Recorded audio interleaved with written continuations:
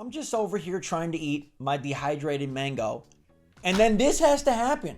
This is what Nintendo has to do to me. Nintendo has to show us the worst, best news ever on Nintendo Switch, and goodness gracious, how do we recover? What's going on, everybody? It's Zach from SwitchForce. I don't know how you come back from something like this. I don't know what you do. I'm grateful for every port. I'm down on my knees saying, thank goodness that some big game is coming day and date on Switch. I don't want to resent anybody that's trying, but we clearly are at a point of no return. You better thank your lucky stars. I know some of you out there hate the Nintendo Switch 2 talk. I know some of you out there like, don't talk about the next system. It may not be coming. When is it coming? Nobody knows. Stop it. After looking at these pictures, you better thank goodness gracious that Nintendo Switch 2 is leaking and rumored and coming, because holy freaking crap, this is insane. Look at this. This is not a situation where we just have a lower res version. That happened before. Mortal Kombat 11 played that thing on Switch. It basically looked like Mortal Kombat 11 on the other PlayStation, Xbox consoles, but reduced. I don't know what happened here. It's like the DNA got scrambled in the porting process, and we ended up with aliens. We ended up with all sorts of ridiculous non-human creatures. It doesn't look like the same character, and I know the culprit. The culprit is, this is not a bad port studio. This is Saber Interactive. They've done great work. Do you know what they've done? They did Mortal Kombat 11. They did The Witcher 3. They did Crysis Remastered. They have worked with games that have pretty nice graphics, and they've made them look good on Switch. What's the difference? What's the missing intangible? Mortal Kombat 1 is a next-gen only game being put down to Switch. It can't work. It's not possible. This is the best, worst news. It's the worst, best news. However you want to look at it, this shows us it's over for Nintendo Switch. It's over. So the worst part is it's over. The next year, if you want a port that's of a current game, ooh. I mean, look at these dudes' faces. Their eyeballs are reduced to macaroni pasta. Their faces are flatter than can be, and it doesn't look like the same person. To me, this looks like, and again, I think Saber Interactive, Shiver Entertainment, I think they are talented folks over there. I think they've done a lot of great work. I think they're just working with Einstein on my fourth grade brother's math budget, right? Like, this is what we got. It really looks like you had NetherRealm make Mortal Kombat 1, and then I went and I found like the 7th grade computer club and said, make it on Switch. Now, I know they would have done actually way worse, but that's how it feels, right? That is what this looks like. That's the vibes it's getting, and it's getting wrecked across the internet because it's $70. $70 for this does not feel fair. I understand that we're lucky we got a straight port of Mortal Kombat 1. And I've seen people comparing, like, oh, Mortal Kombat 1 on Switch to some PSP fighters. The difference is huge. And I'm not talking about the graphical difference. I'm talking about the setup. You gotta lay the groundwork, because the PSP fighters were built for the PSP. Mortal Kombat 1 sure as heck wasn't built from Switch.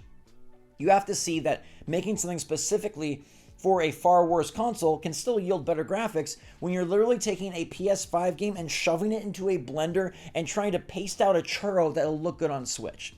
It's not just the characters though. There's lag, there's glitches, there's slowdown, there's all sorts of problems. And I will say that Ed Boon came out today. Nobody's really covering this angle, but Ed Boon did say, like, man, we wish we would have released the version we wanted to release, didn't have the time, so we're gonna fix it. Don't worry. Mortal Kombat 1 on Switch will be getting constant updates, and we're gonna fix it. I will be stunned if they do fix it. If they're able to release a version of this game that looks just like a reduced version instead of an imploded version, that will be brilliant. But like with Pokemon, you can say you want to fix the performance, you might not get there. And this, again, just is a confirmed example that the Switch is timed out. It's over. Because we have the same port studio, the same original studio, releasing their past game, their last game, Mortal Kombat 11, and we did not have these problems. It ran very nice. It looked reduced, but okay. And it was a solid experience worth the money that felt great to have on Switch. We now have a game that does not look great, does not run great, and doesn't even feel like it's in the same ballpark. We're now playing on two totally different eras that the chasm has widened so far it's a mouth. And all that's going to happen is games are going to fall in and get swallowed up. I don't want to even see Hogwarts Legacy on Nintendo Switch. I'm worried for it. Maybe that game isn't as visually impressive, but that's a massive game. Huge game. We'll have to see. So much of it comes down to what it was originally built for and what kind of tricks they're trying to pull on the PS5 that just are not even manageable on Nintendo Switch. Next year is going to be old game city. You're going to get your indies. You're going to get your Nintendo old games, right? We're getting Luigi's Mansion. We're getting Paper Mario. They'll do Princess Peach. I think they might throw something else in there that's new and fresh, Mario Baseball. But we're going to be getting old ports. You will not be seeing any 2024 titles ported to Switch. And I guess like this is a really tough decision, I'm sure, for NetherRealm, because we saw games like Midnight Suns, Marvel's Midnight Suns, just get straight up canceled. Dying Light 2 straight up disappear. NetherRealm stuck with it. I got to give NetherRealm and Saber props because they stuck with it. They kept their commitment. They wanted to make this. But when I'm over here trying to have my dehydrated mango and you're over here releasing something this goofy, we cannot do this for $70. I give them credit. I say thanks, but at the same time I say don't screw us over like that. If you know you can't make it work, you got two options. Three really. Cancel it because like the Switch just can't handle. The Switch just cannot cope. Delay it so when it comes out, it feels worth that $70. It's a tough pill to swallow paying $70 for a game, but it's okay if the game plays well, runs well, looks well, that's fine. $70 for a product that is significantly inferior in just about every way except the overall content is a huge bummer. So a delay, if they're confident they can fix it, if they will wrap this up nicely and in 3 months we'll look at it at Christmas and say, dude, grab Mortal Kombat 1 for Switch for $49.99, $20 off, and it's great. It plays good now. The characters have upgraded from soup to slightly snazzy. I'll be all about it.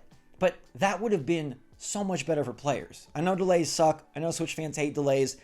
But look, we've had it for third parties constantly. Even when they promise the game day and date, it usually gets delayed. So a delay for a better product, like just follow Nintendo's philosophy, right? A rushed game can never be good. Well, maybe it can because of updates, but you get my point.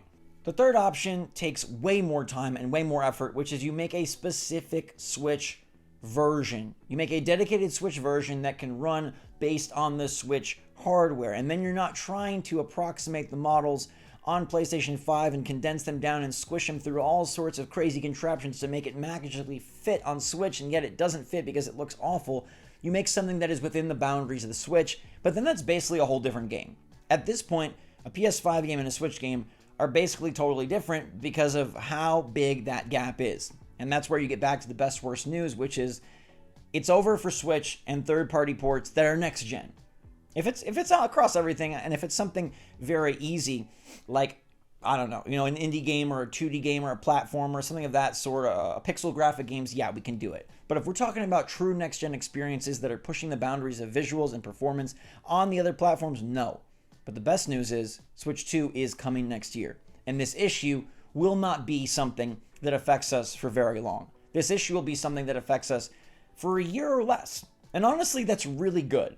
At the end of the day, the fact that Switch was able to be competent with third parties for a majority of its life cycle, the first 6.5 years, I say hallelujah to that. I say that's a dang good job. These port studios put in the work. They hit the golden button. Panic Button did it. Shiver and Saber have done good work. There's other port studios as well that have been able to work their magic. It feels like wizardry. But the spellbook does not have a page for PS5 to Switch. It's clear. This is the line. We're done. It's over. It's goofy as heck, and it's not right to charge $70 for these games. What are you going to do? The Switch version is $50, the rest are $70. It's the same game. It just looks and runs terrible. I don't even know that that's a good solution. That's why I didn't mention it as one of my 3 options. I don't think charging less and acknowledging that the game runs poorly is a good option. I think either you cancel it because it can't work, or you delay it until it can work. Right now, nobody should be buying this game. I'm not even buying this game, and I really wanted to play it on Switch, but not like this. Not when I'm trying to eat my dehydrated mango and just have a moment. These pictures are so goofy. I can't with it. Like I said, this looks like something made by the Kraft Macaroni and Cheese Dinosaur. No shade to the Sabers, but what the heck happened here?